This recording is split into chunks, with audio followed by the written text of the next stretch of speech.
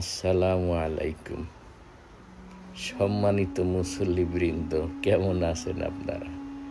আমি আপনাদের ইমাম সাহেব বলতে আসি, যিনি কুরবানির আগে প্রতি জুমায় আপনাদেরকে কুরবানির ফজিলত সম্পর্কে বহুত গুরুত্বপূর্ণ বয়ান শোনায়, কিন্তু তার নিজের একটা ছাগল কুরবানি দেওয়ার মতো সামর্থ্য নাই।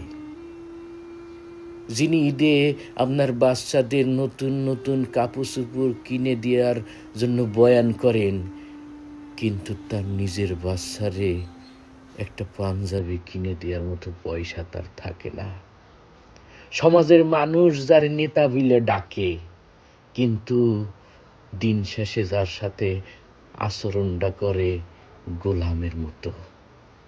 আমি আপনাদের সেই ইমাম সাহেব বলতে আসি, যিনি আপনাদেরকে টাকা সঞ্চয়